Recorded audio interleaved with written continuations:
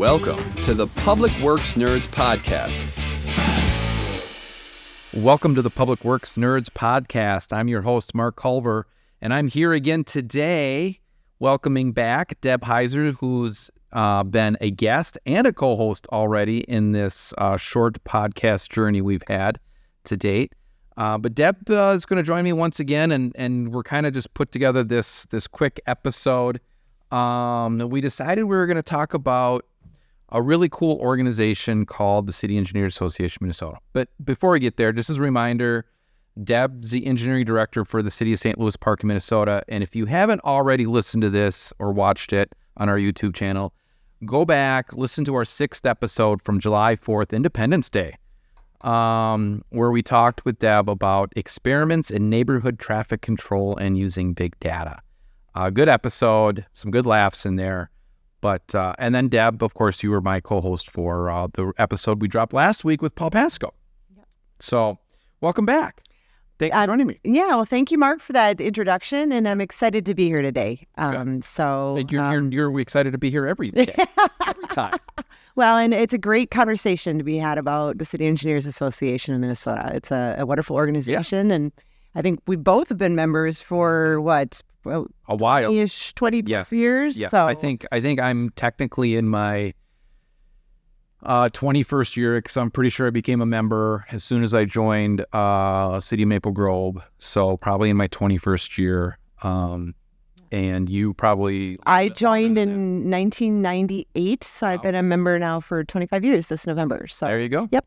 There you go. You're finally on the board. Yes, very exciting. And so again, the wonderful thing about the City Engineers is that we have a leadership, the executive committee that is elected from among the membership.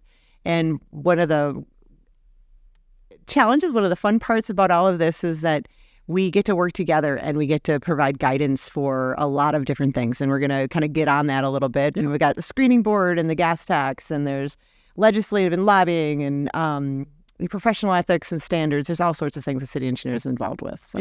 Yeah. So, just kind of taking a review. Okay, so City Engineer Association, if you're really interested, CEAM .org. Yeah. I think it's CEAM-MN.org. Is that right? Or is it CEAM.org. They kept it simple. CEAM.org. They didn't want to get that dash in there. It's, And before I did this, I wanted to kind of read just from the history of that webpage, the history of City Engineers Association, our history. So what does it say? It says it was first established on September 10th, 1954, which actually surprised me a little bit. So it's a couple of years before the whole screening board and gas tax thing kicked in, and we'll get a little bit more of that in a few minutes here. But in Breezy Point, Minnesota, way up north there, the City and Village Engineers Association of Minnesota, as apparently City Engineers was first called, had two main goals. And in establishing the City Engineers Association, one, to find out the ways and means whereby we can render the maximum service to our respective cities and villages where a civil engineer is one of the regularly appointed city officials, and to extend said service to other cities and villages where the need is evident for a civil engineer on a full-time basis. Yeah, that's really exciting. You could tell this is written in the 50s, right? Not very hip at all. I'll read the mission now as soon as you're done reading the 1954. So Yeah. And then the second thing was to better the position of a city or a village engineer from the standpoint of economic, civic, tenure, and social standing. So I think, going way back then, there was really an intentional effort to provide opportunities for appointed city engineers and to provide an opportunity for those engineers to learn from each other and get together and talk about things and shared issues and such. So why don't you go ahead and read the current? Yeah, and let me just kind of plug a little bit. The City Engineers CEAM. I'm gonna call it CEAM, right? Okay, we're gonna call it to make it easier. A lot less words. CEAM is unique. We are not affiliated with a large national group. So you look at the National Association of County Engineers, we are unique in that way. The membership continues to stay strong, and we've got very limited resources. The board's volunteer. And, when you look at that, it's a really well-run organization, not just because we've both been on the executive committee, but there's been leadership all 25 years I've been a member. So let's just talk about the mission. To further the education and the welfare of each other. And I love the way that's said. Yeah, each other. Of each other. Yeah. To promote the interchange of helpful ideas and information. To work constructively, either word, pun intended. Pun intended. Yep. To work constructively towards the advancement and improvement of the engineering profession. To seek ways and means by which we may be more useful and efficient to those to whom we serve. Yep. That's great. A little more hip, a little more action words in there than the legislation. Yep. And that's it? That's it. Okay. Oh, come on. That's enough. But that's very good. That's very good. I didn't mean to imply there should be more. I just wanted to make sure you were done. No, and I think you made a really good point that, the City Engineers Association of Minnesota, or CEAM, is not affiliated with the national organization. And I did a little bit of a Google search on municipal engineers associations or city engineers associations, and there are a few other ones out there in the U.S. There's, interestingly enough, there's a New Jersey Society of Municipal Engineers, and there's also an Ohio or a Municipal Engineers Association of Ohio, which is affiliated with the Ohio League, I believe. And I think that's even us at the city at CEAM. We have I wouldn't say it's a formal affiliation or association with the League of Minnesota Cities, but we use resources from the League of Minnesota Cities. We work together on advocating for funding or policy changes. The league actually is very good on helping us become aware of issues that will come up, particularly of a legislative nature, so that we can respond to those. We can send people down to the Capitol to testify for or in opposition of proposed legislation, or just generally advocate for additional funding, whether that's transportation funding or stormwater or sewer water funding, what have you. We have a really good relationship on there, but there's not a formal. I don't think we're in an affiliate organization of the league, are we? Well, so from a legislative perspective, again, just to let people know, we have a number of committees in CEAM, and the legislative committee is one which actually Mark does a really wonderful job of chairing. Yeah, somebody chairs that. Somebody chairs that. Somebody named Mark Culver chairs that. Yeah, and so the League of Minnesota Cities, actually, the CEAM has a contract with them for just administration. So they handle our finances. Yep. But really, when it comes to this legislative portion, it's about helping each other. Yeah. The League of Minnesota Cities, and this could be another conversation. Yep. Majority of the cities in Minnesota are a part of the League of Minnesota Cities, and they provide insurance, and they provide lobbying and guidance and policy direction, and they do an excellent job for the communities in Minnesota. And they have this whole and I'm going to totally mess it up, lobbying group. It's the G.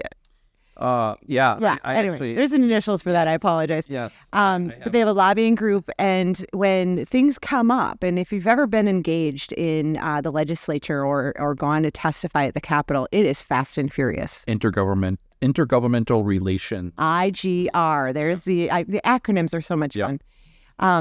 But the thing is that when the issues come up that'll affect cities, will affect our profession, will affect the funding, will affect our roads, whatever it is, speed limits. That group, the league, wants the experts there, and having that relationship, whether it's especially with legislative, it's very loosely affiliated.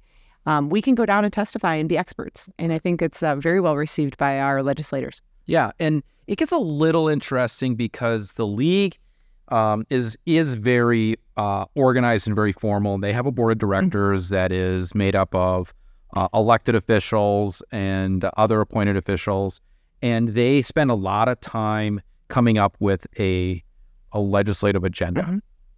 And some of those items are related to engineering items. A lot aren't. But and I don't want to say we conflict sometimes, but there are times where something will come up that the league doesn't have a position on that we feel very strongly about. And you mentioned speed limits. Speed limits was a great example, and this was back in 2019, I believe it was, the year before COVID. There was a proposal legislation to give cities the authority to set their own speed limits on their roadways, the roadways that were under their jurisdiction, not county roadways, not state roadways, but just city streets. And we did not want that authority. We felt very strongly as engineers that we should not have that authority. We had a very established procedure for setting speed limits. I personally, and I think a lot of other people in our organization, but I know there are a lot of people in our organization that didn't necessarily feel this way, felt that we should probably look at changing your statutory speed limit to 25 miles per hour because it's at 30. But that was not what the legislature wanted to do. And they were tired of hearing from the engineers that we can't do this, that we can't give cities the authority to do this. And so and the league just said, you know what, we don't have a position on this. Our board doesn't have a position on this. And part of that is because there's a group of cities that want that authority, and there's a group of cities that don't want that authority. And so there's disagreement, and there's not a consensus position. And so the league can't take a position. And so we're kind of standing out there by ourselves. But they still helped us, set up testimony opportunities and give us an opportunity to talk to some legislators in that. And so they still helped us in that regard, but they did not formally have a position, so they weren't helping us lobby one way or the other. Well, and the challenge, I think, sometimes in whether it's CEAM or the league or any organization, and is that CEAM has 350 members, and so in the league I'm not sure how many cities are a member of the league. A lot. How do you build consensus? It's that same thing. Is that each of the cities have their own boards and their councils, and the league has the same thing. So there's a lot of things that all the cities can agree on. Yep. Local control. Yep. And I think that this is a great example of how sometimes in the legislature, even in an organization, how do you build consensus among 350 people? And I remember when you had people raise hands at the conference. How many people think it should be this way? And I don't think you had 50% that said yes either way. No. So that's the real interesting thing when it comes to those matters. Right. And what's interesting about that, like you said, is it's usually we try to when we are testifying in front of the state Senate or the state House of Representatives, we try to get the president out there or somebody that's on the executive committee or the board. But all of those members, like you are currently on the executive committee. You're the secretary. Yep. You will be the president in 2 years. I was the president in 2017 of CEAM, and I was an employee of the city of Roseville at the time. You are an employee of the city of St. Louis Park, so you can't necessarily go down to the Capitol and just completely remove yourself from your day job. As the director of engineering for the city of St. Louis Park and the city engineer. And so that gets into a situation where, as an organization, we may have that consensus. We may feel very strongly about a certain position, but we may not think our city, our city council of the city that we work for feels that same way. And it kind of puts us in an odd scenario because we don't ever want to go there and give the impression that we're representing our city for a position that they may not be in favor of. Yeah. So it's a little weird. It puts us in kind of a strange position in those lobbying efforts. But again, generally we can find somebody else that isn't in a conflicting situation like that. And we just have a really great roster of engineers that we can tap to help us with that as far as testifying in that. So so that we kind of got off on a tangent. We went down legislative committee. On the legislative side, but there are other committees, Mark. There are. I know. It's the committee. Let's be honest. But to be honest, it's probably, and I'm teasing Mark. No. It is the committee that probably has the most activity. Yeah. Again, coming back to the mission is about helping each other. Coming back to that mission is about furthering the professionalism in our organization. but we do other things. We have a water resources committee. Yes. I mean, we have the leadership by Dan Edgerton. It talks about rulemaking, whether there's a new NPDES permit coming up or the MPCA, the National Pollution Discharge Elimination System permit. Very nice. Yeah, there you go. I know all the initials.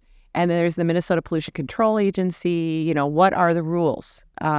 We had the Department of Labor and Industry, and we had some situations occurring with some interpretations of rules with that. And so the Water Resources Committee was very involved with that, trying to stay on top of those changes and speaking about what the unintended consequences could be. We have a scholarship. I mean, that's another thing to further our profession. We have a scholarship committee, and we have $21,000 a year that we give out to students, whether they're technical backgrounds or civil engineers. Standards and specifications. And I think this is unique. You can tell me if in your research, we have CEAM standards. So in general in Minnesota, and I'm not sure what it's like in other states or even across the world, I've only lived in Minnesota. We have for the most part, cities and counties will use MnDOT specs for our building, for construction. Right. Standard specifications that are MnDOT. Contract language. Yeah, et cetera, and so on. Just kind of keep it simple, make it easy for the contractors. We also, though, the MnDOT doesn't have sanitary sewer and water main. Right. And so we have a CEAM standards. We have CEAM specifications for utilities. And there's a whole committee that reviews those, updates them, keeps on top of, whether it's ASTI standards or whatever the case may be. And I think that's really helps us be competitive with bidding for contractors. Because, if you go to Roseville, it's a different rule than if you go to St. Louis Park, or, this way it's more standardized. It's easy for contractors. It makes us competitive. Yeah. Yeah. And again, there's that technical aspect of it too, because, the specifications do get into some of the details such as pipe material and things like that. And so it really helps, maybe a younger engineer or community that's maybe starting to do some of their own projects for the first time. They don't have to reinvent the wheel. Mm-hmm. They have to go do that research of, what's working, what's not working. And they can use those standard specifications. And you can still use the CEAM standard specifications as like the default, and then go in and make changes to it. Yeah, absolutely. Because I use water as hydrants. Those are the best. Right. And another city would say, no. Yeah, plow is the way to go. Right. So, sorry, that's a shameless plug, isn't it? It's okay. But you're right. It's it's kind of like some people love Apple phones and some people love Android phones. It's just one of those things. But it's again, this is how we can be more useful and more efficient for those that we serve. Yeah. It's no reinventing the wheel. It's always easier to plagiarize than it is to build on somebody else's work. Yes. But yeah, and so it's just really interesting. Each of these committees has a chair, and then there's several members, and it's not like there's strict membership rules or anything else like that. If you're really interested in water resources, or we have a traffic safety committee that has quite a few members in that. With Tim Platts from Egan chairs that one. We just had a webinar with the traffic safety committee led it's coming up. The CEAM does 4 webinars a year. Right. Talk about speed limits. Talk about speed limits. Yeah. Just a full circle on that. Yep. But so there is some real strength with these volunteers. These are all volunteers. The leadership, Tim Platts, the traffic safety, Paul Hornby is the standards and specifications. Am I missing any? Water resources? Well, I think the probably besides the legislative committee, the most active. We have a communications and website. That's right. Too. Yep. Yes. Mike Turner from SRF is on that, or chairs that one. But probably the most active committee is the annual conference planning committee. Oh, and I think that really highlights one of the outstanding products of CEAM is our annual meeting, and we always have an annual meeting. Starts the last Wednesday of January every year, and it's 3 days, and it's really geared towards municipal engineering. So it's the whole gamut of topics. Getting into water resources, getting into water distribution and sanitary sewer and transportation. But we also do some really good leadership sessions. We talk about asset management and GIS and just, a really wide variety of topics. And I personally think, and of course I'm biased, but I personally think that that's one of the best conferences, that is out there on a regular basis. And I agree. As far as conferences are concerned, just cutting edge, really looking at that building again. How can we help each other, educate each other? Recently, we started to do a 101. So we do these wonderful things about these amazing projects that are going on around the Twin Cities, the Highland Bridge in St. Paul, and all the innovations that were completed with the Ford plant redevelopment. That was a very interesting session that was done in just how they tackled the problems of brownfield development. We have the new rules, what the new permits are going to mean for us from a city's perspective. And so a lot of these things are just new information, but we've started going so far as to do a 101 for maybe the younger engineers or even the field staff or technicians that are coming in to learn about things such as financing. What is out there is financing. You hear bonding. What is TIF? Right. Tax increment financing. Yep. And really, those are just things that when I was just starting out 25 years ago, I learned them. I learned them through asking the finance director, through, trial and error and et cetera and so on. Google or whatever. Yeah. And so getting that information so that these young engineers can learn. So we've been trying to cater and be very nimble with what we're doing. It's not all technical, the coefficient of H and, right. And to be honest with you, not a lot of it actually is. It's, one of the sessions we had 2 sessions last year that I thought were really interesting that kind of built on that. And in kind of that format, we had a contracting 101. Yes. What are the basic levels of contracting and some of the state limitations, or legal limitations for cities to contract and this, that, and the other. But then we had a graduate level contracting session as well, talking about a little bit more innovative contracting methods like design build. Yeah. When can a city use the design build contracting method? And even procurement, when can you use a best value procurement method for hiring a contractor. And those are some really interesting things that, newer engineers may not have any experience with or really understand when they can or cannot use it. And so then they're not thinking about that as they're putting their projects together. We teach each other. Mm-hmm. And I think that is the strength of the organization. It's the networking that is really important as well. And again, during COVID, we had 1 year where we went virtual. And it was a great conference. But the thing I missed the most was connecting and having those side conversations. And whether it was agreeing or disagreeing with the colleagues, I thought that was a great session, and this is why we do it that way. Well, that's ridiculous. Why do you do it that way? But to have those point-counterpoint conversations, that's another strength of the organization as well as the conferences that are put on. But it's interesting, and I did not mean to dismiss the planning committee because it to me that is just such a dedicated group of people. I think there's 40 people on the planning committee. It's a very large number, and it's a little bit fluid. But we have some people that have been on there forever.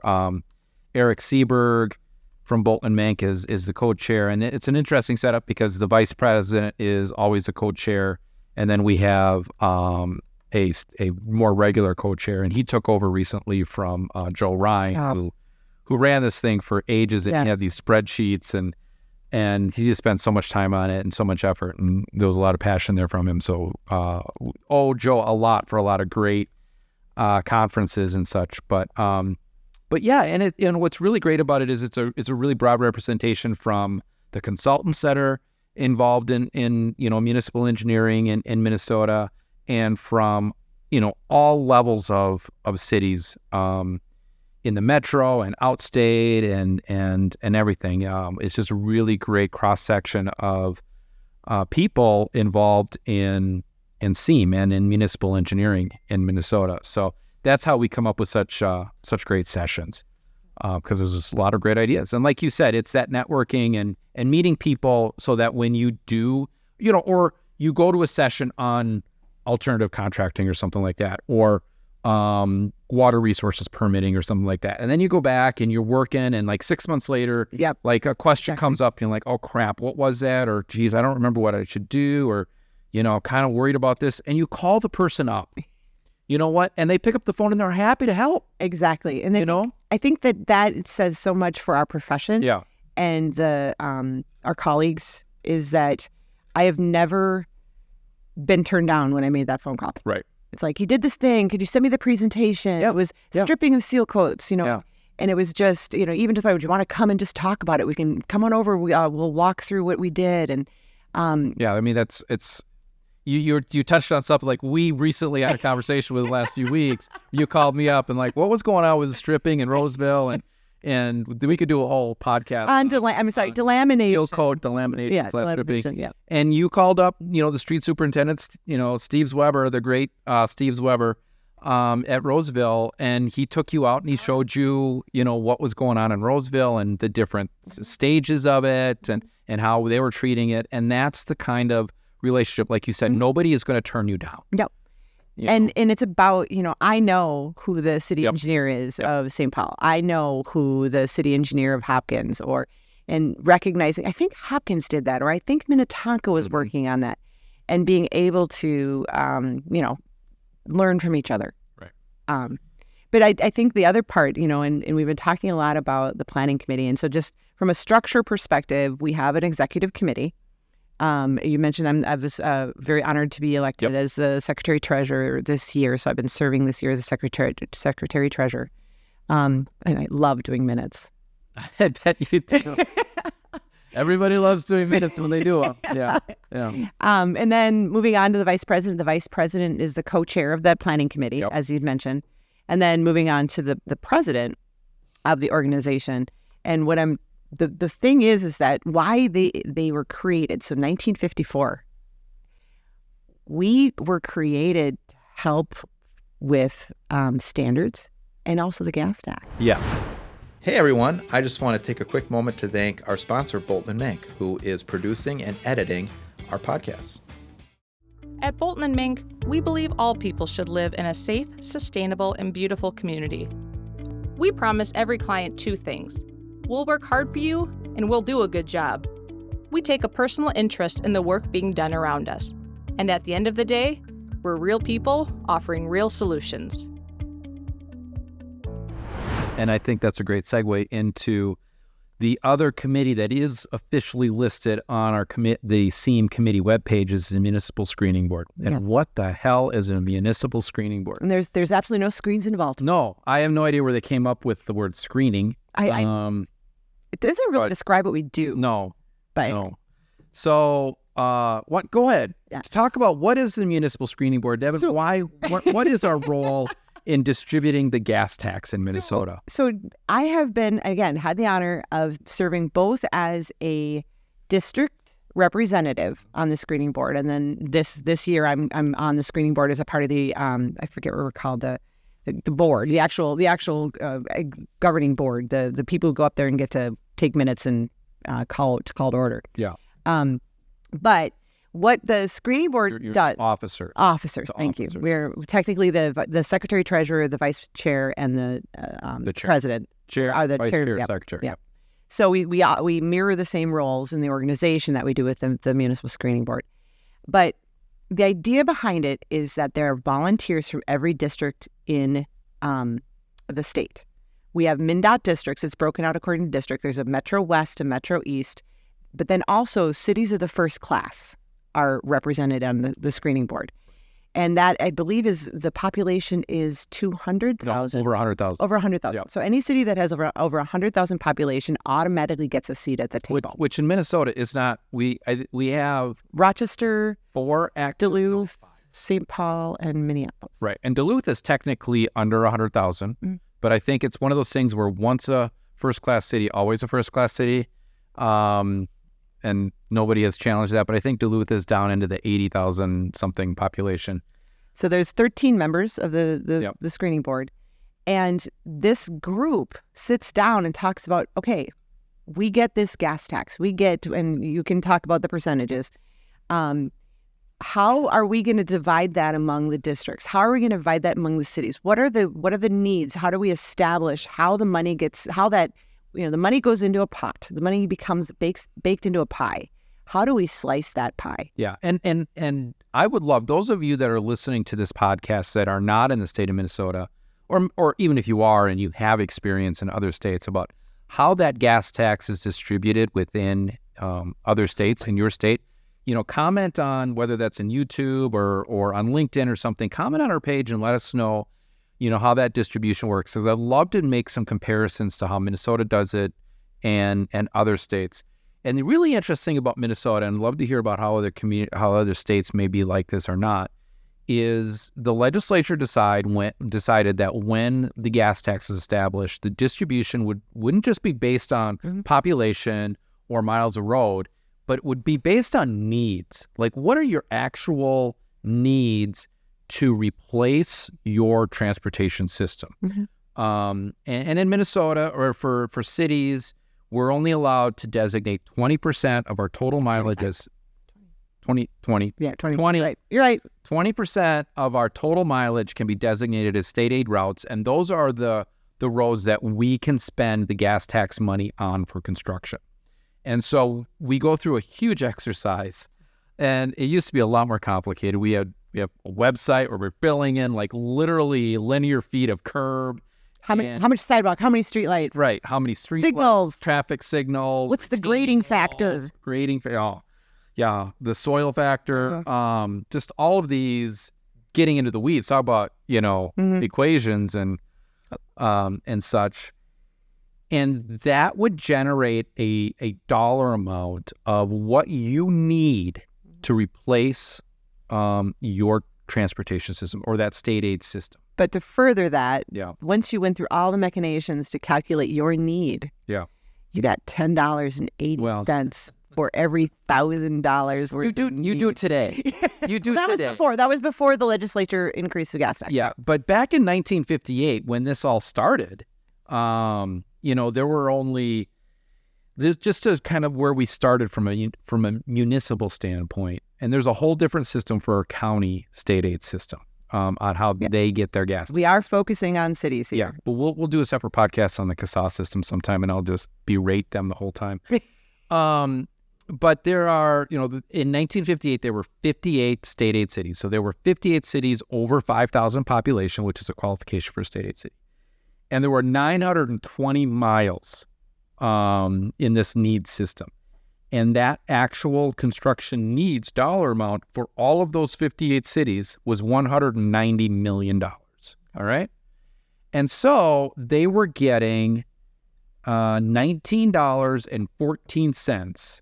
Their actual portion, the actual amount of money they got in that year was equal to $19.14 per $1,000 of needs. All right. So if your city, of that $190 million, if your city had $10 million in needs, then you'd get 10,000 times 19.14, so $190,000, if my math's correct there.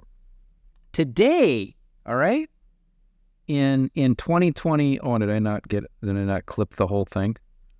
Hang on here.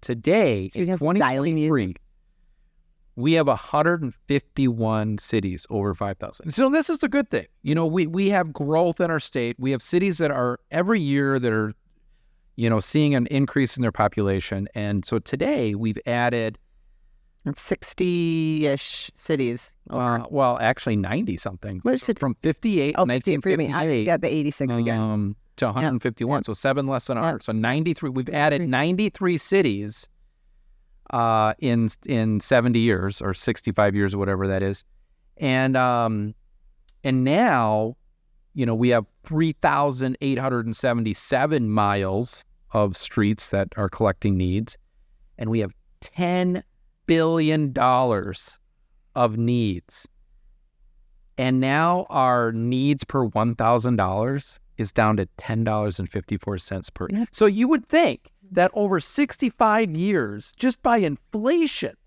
that number should be getting bigger. But I will say, absolutely, that is true. And the wonderful news is that, again, I would appreciate feedback from others in the nation and internationally. I don't know that every state has a gas tax. Right. And when you look at it, we aren't trying to do sour grapes here. It's just that this is the state of our this is this is the state of our infrastructure. We have, the city of St. Louis Park has about 150 miles of streets. The condition of those streets, are under 60 from an average perspective, and you look at what the funding needs are. Just that what we're talking about right now is just the streets that are that 20%. In the city of St. Louis Park, we have 33 miles of state aid streets. So 120 miles of streets don't get this gas tax dollars, and we have to pay for those locally. We have to use our other money for it. And that's the bottom line, is that it's a state of our infrastructure, and it's great to have a gas tax, yes. But when you look at even the federal gas tax, is it really taking care of what we have? No, and it's not. Yeah. And I mean, clearly, it's at, the federal gas tax is 18.5 cents per gallon, and that hasn't gone up since what? I saw the number not that long ago. I don't remember it, but it's been a long time. So we are really excited for this year, and the legislature this year actually is indexing the gas tax. This is the first time, in the history of the gas tax, which was huge. Just a 122nd offshoot here on the legislative process, going into the final weeks and even the final days of the legislative session, and we have this massive transportation omnibus bill.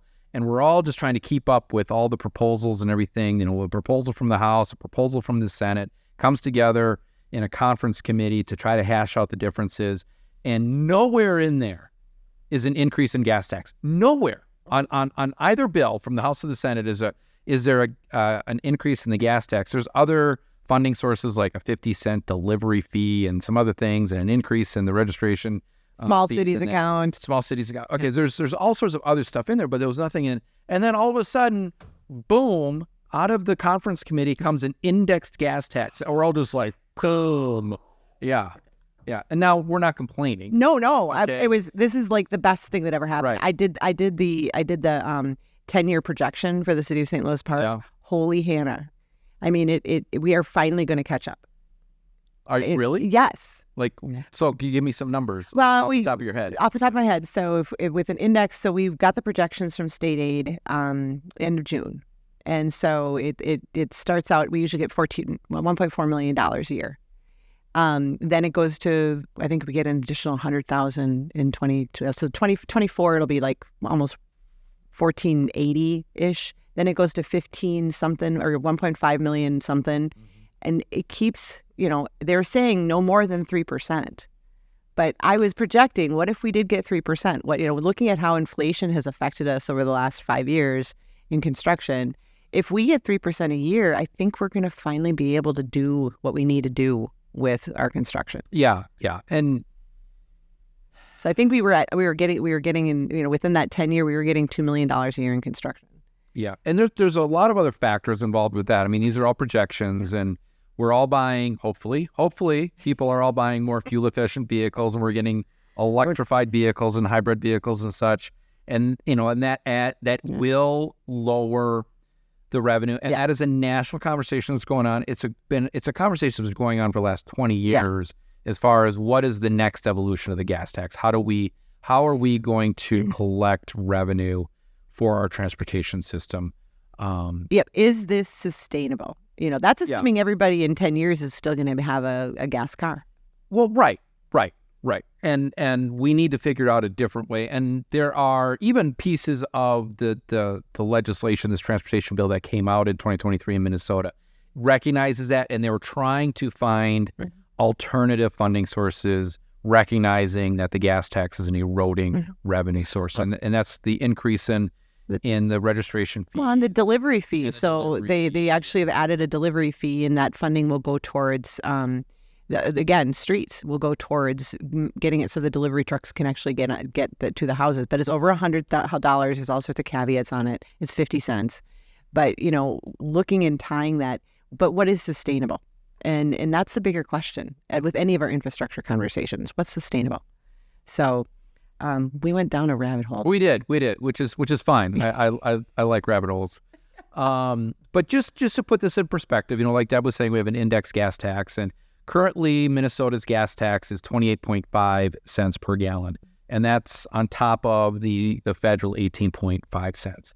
The interesting thing is, or 18.4 cents, but the interesting thing is, I'm not sure when that increase kicks in. It must be January 1st, 2024. Yep. So theoretically, on January 1st, 2024, we should see that 28.5 go up by 3%. So whatever that number is. Yeah, it's being feathered in a little bit. So yeah, but the first 3 years, I think it's more because we have to catch up. Yeah. Yeah. And I think they said that within the next 3-4 years, the gas tax will go up 5 cents. Yes. So we would be at 33.5 cents, probably by 2025, 2026. Well, actually more probably like 26, 27, because it would start in 2024. But I'm going to put a caveat on that. Indexing is great, but keep in mind, every city that reaches that 5,000 mark gets on the system. Right. So, and that's been the real, that's a great segue, getting back into how our gas tax is distributed in the state of Minnesota. Pie's getting bigger, but there's more slices. And again, I would love to hear from other states, whether you email me, put a comment on our website, thepublicworksnerds.com, or some comments on our LinkedIn page or what have you. But let us know how your states do that without me having to research all 50 states. Would be great. But in Minnesota here, we have what's called a Highway Users Tax Distribution Fund. So all of the gas tax goes into that. The license fee goes into that. The motor vehicle sales tax goes into that. And then we also have a special, all of the sales tax that is collected for auto parts sales tax, not all of it, but a portion of it. And that's another thing that changed is what percentage of that is going into the HUTDF. But that goes into this HUTDF, the Highway Users Tax Distribution Fund. So then from there, that fund gets distributed between state highways, county state aid highways, and municipal state aid highways. And again, the municipal state aid highways is at 20% of the mileage in cities over a population of 5,000. And so after we take off we take an initial amount off for some research and some administration and paying all of our friends at the state aid office and MnDOT, which are great resource for cities and counties. We get down to the distribution of the trunk highway fund, which is the state roads, gets 62% of the money. Then the county state aid highway fund gets 29%.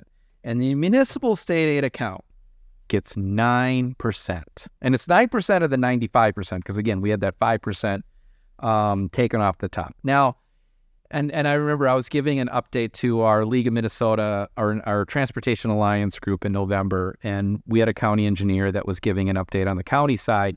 And I get up there and I asked him, and I was talking about him, and he laid out a very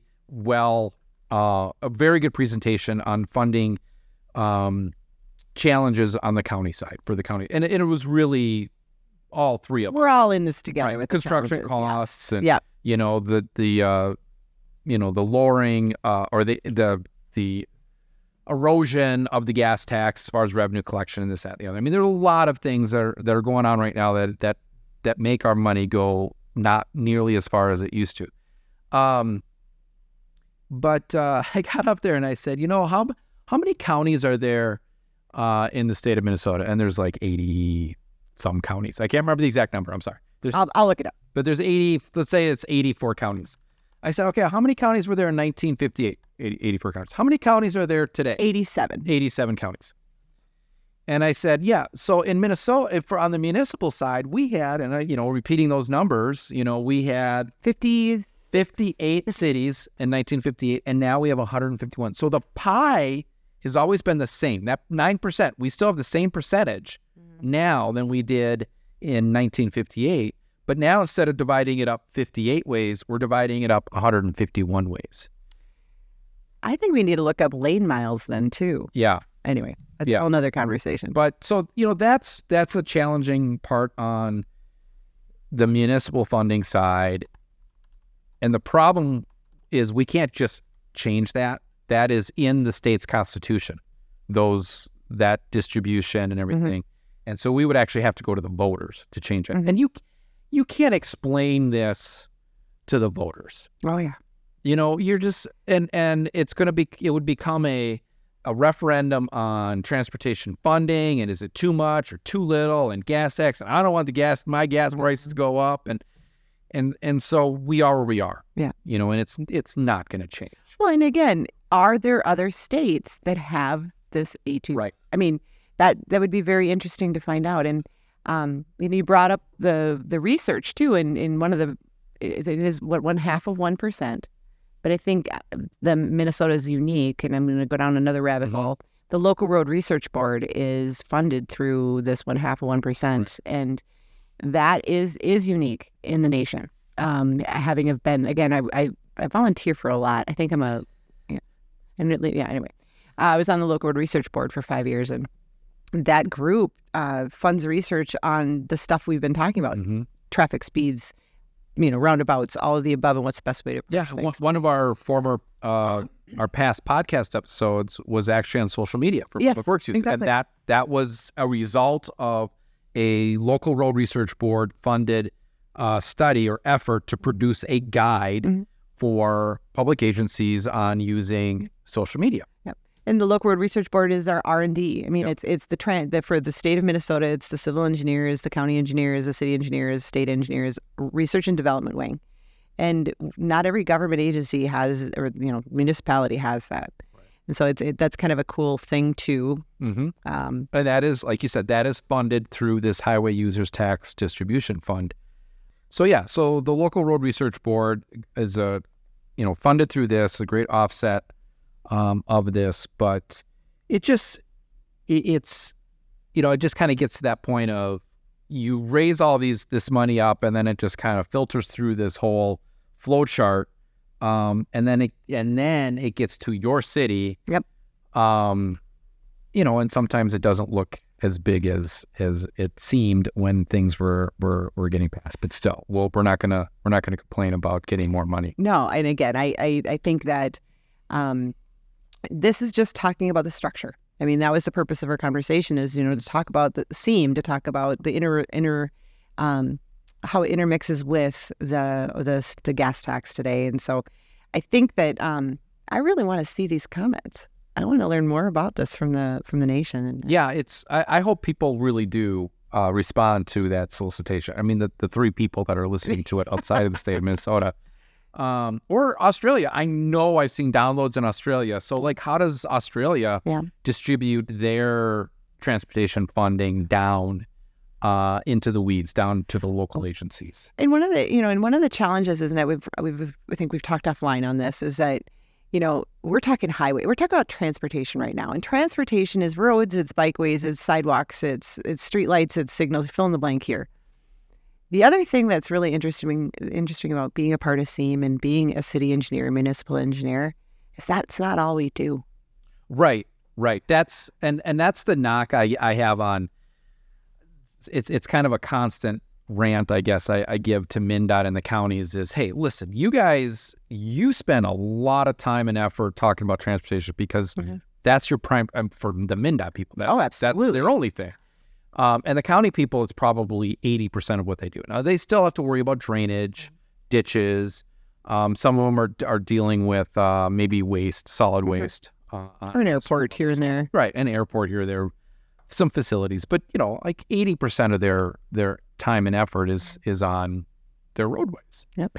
And Public Works, I mean, you look at what Public Works people do, what Public Works professionals do, is that we work through land use. We work through snow plowing. We work through, I guess the counties deal with snow plowing. Yeah. We work through, whether it's buses and making sure that speeding on our roads, or solid waste, you brought that up, but land use. What are the impacts of a redevelopment going to be? Policy. How do we do rideshare? How are we going to implement a mobility in our city? And that's the thing that is so exciting about being a municipal engineer. Every day is different, but that is also the challenge. Like I said before, when you're sitting there and you have 350 members, each community has their own personality, their own culture, their own, the council has their own priorities. We all have different ways to approach the different things that we do because they're so divergent. They're so different. Yeah, and I think what you were talking about is, or a lot of the examples that you just gave are still like transportation related, but they're transportation related on a city level, which is completely different than. And I forgot to bring up utilities. I apologize. Yeah, water and sanitary. Yeah, you've got sanitary sewer and water and stormwater and everything else that makes life as a municipal engineer challenging, very interesting, very diverse. But yeah, we can't. Yeah, when you look at MnDOT, you look at the counties, they don't have to worry about water distribution, lead pipes. They don't have to worry about those things. And because of the focus, I think that they are able to build consensus among their organizations. But I think that, our diversity, our different personalities that are the different cities, I think it makes us richer because we have so many things that influence what we do. Yeah. Yeah. Well said. So, getting back to the beginning of this, it's a very unique call to action, I guess, that CEAM has in getting involved in the distribution of the gas tax and really talking about how are needs calculated, how is that distribution kind of set up, and some other things that we can control. And MnDOT and the State Aid Office is really good about engaging, the actual city engineers, the practitioners at the city level, at the local level, on how that works and how should we distribute your money. And that gets into that screening board, and we have representatives. Not only do we have the officers, but then we also have the state's divided into several districts, and then we have representatives from a city engineer representative from each district, so that we make sure we get a metro perspective, we get a greater Minnesota perspective, we get a perspective from the city that's in the northeast corner and the southwest corner of this state, so that we make sure everybody's perspective is included as we talk about some things. So, yeah, just kind of like in summary, I don't know, what else do you want to say? I mean, City Engineer Association seems great organization. I cannot speak enough about how much CEAM has been helped me with leadership, helped me learn with networking. If you're in Minnesota and you're ever curious about, we're going to put this in the show notes, right? We would show notes. Yeah, the City Engineers Association winter conference is really well done and very great topics, and it's for all walks of engineering and even public works. So from my perspective, it has been a real value for me to be a part of the organization. So, yeah, me too. I can't imagine what my career would have been had I not gotten involved with, and I credit my former boss, Ken Ashfeld, city engineer, public works director. Shout out to Chuck All. Right. We both were fortunate enough to have leaders that, encouraged us and pushed us to get involved in these organizations. And had I not been as active in CEAM as I had, I don't know where I'd be today. So I really owe a lot to the organization and the people that were involved in that and helping my career. And so again, we've talked about this in several episodes now. Professional organizations, wherever you are, whatever field you're in, whatever level you're at, get involved. Find an organization that speaks to you, that relates to your current position or where you want to be, and get involved, meet people, network, and grow. So, all right. Well, thank you. Been kind of a unique episode, I would say. Maybe not as well prepared as some of the other episodes we've had. But again, encourage you to put some comments, help us, inform us about how things are done in other parts of the country, or even other parts of the world as far as distributing transportation funding, particularly gas tax funding. And what organizations you have in your area that may be a little unique, outside of the APWAs and the ASCEs and that, some of those organizations that are, and even AWWAs that are unique to your state or region that we should know about. So, And keep in mind, again, we've been focusing mainly on CEAM, but we do have our Public Works Association, our Minnesota chapter. What other organizations, as Mark said, that other communities, other states have, would be really curious to find out more what other places people can get engaged in. Yep, absolutely. All right, well, thank you, Deb. Thank you, Mark. One last thing before we go. If you have enjoyed this episode and the podcast in general, we ask that you help us spread the word. If you're on LinkedIn, put some comments in there about how your funding is done there. But don't just like the post, comment on it. It actually helps spread the word more, helps with the algorithm.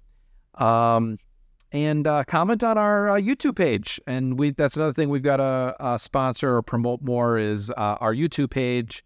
Just look up Public Works Nerds on YouTube, and all of our episodes are on video, and you can find it there. Hi. And better yet, tell your colleagues about the podcast. Thank you. We will see you next week. Nerds out. Nerd out.